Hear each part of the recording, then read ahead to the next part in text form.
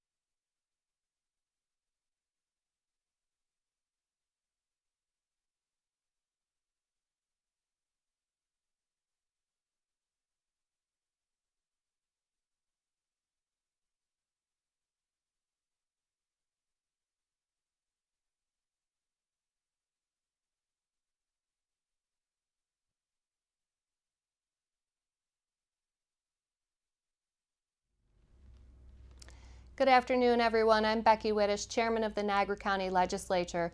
Thank you for joining us live on LCTV for our daily COVID-19 update here in Niagara County.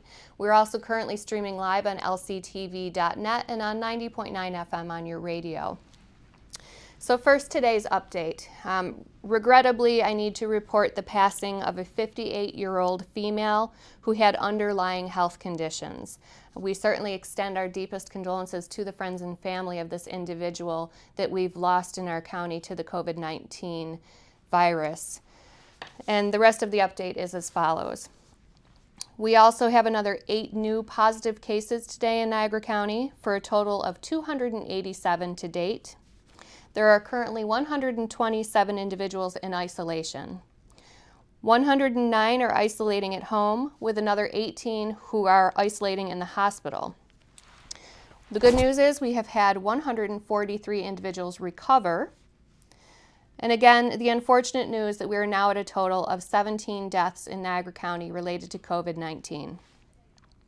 According to the state's COVID-19 tracker, which you can find on the niagaracounty.com website at the top of the page under our COVID-19 banner, that tracker from the state tells us that 1,338 individuals have been tested in Niagara County for COVID-19.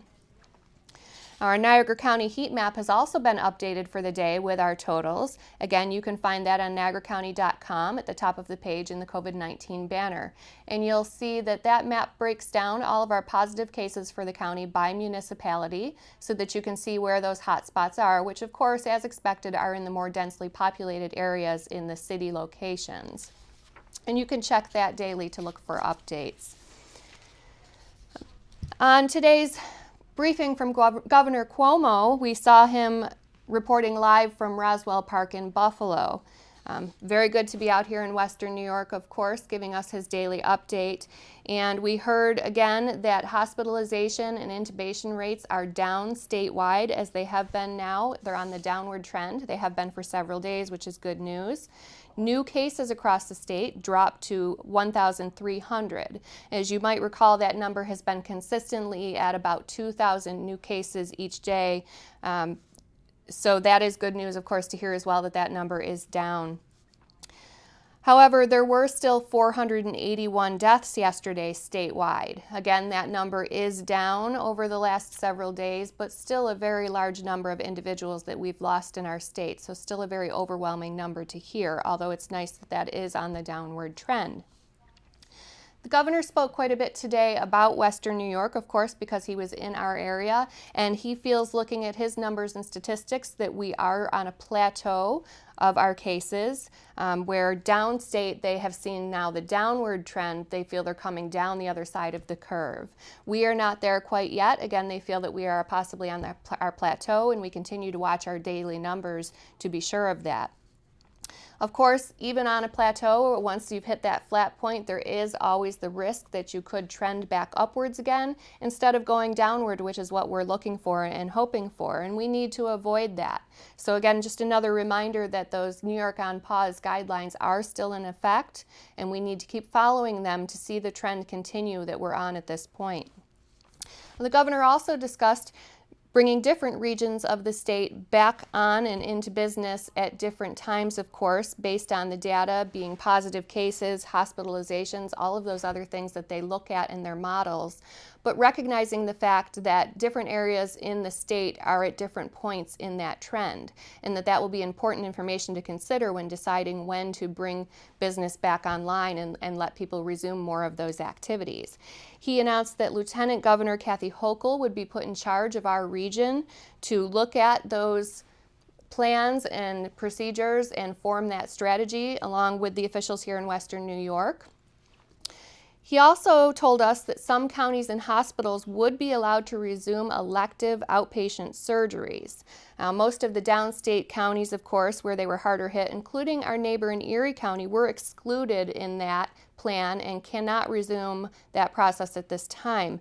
We had been looking for clarification on Niagara County specifically, which he did not mention on his briefing, but just prior to going live this afternoon, we did receive word from Eastern Niagara Hospital that they were able to confirm with the State Department of Health that Niagara County would be allowed to resume those elective and outpatient surgeries. And we do have a statement from them, which I'd like to read at this time. It states, in follow-up to the governor's announcement that elective surgeries will be resumed in Niagara County, Eastern Niagara Hospital is working on a plan to safely facilitate these procedures at its ambulatory surgery center and another separate area of the hospital.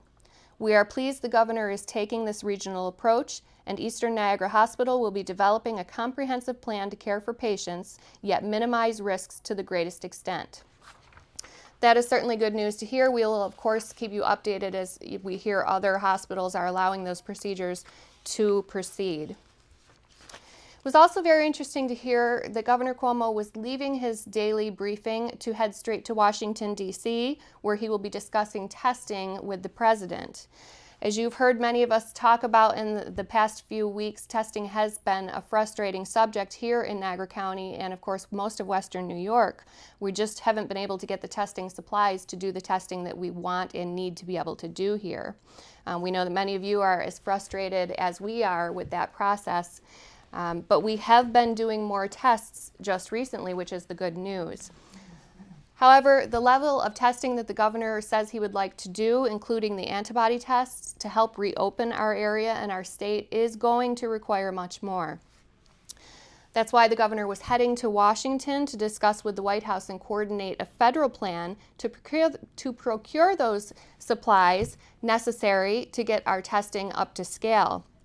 He acknowledged that actually running the tests is a large-scale state function, And as we've said before, we know the frustration in this is that we have ordered 1,500 tests, which seemed to be an eternity ago, and we've only received a few hundred. So nowhere near the amount that we're requesting. We're just not receiving those here in Western New York. So I am very concerned, of course, about how the state will be able to scale up that testing the way the governor says he would like to, and how that's going to work while we're still lagging so far behind here in Western New York.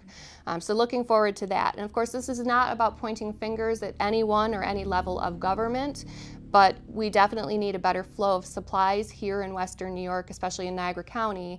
And we're, of course, hoping that the governor and the president are able to reach some sort of plan and agreement today on how that can happen.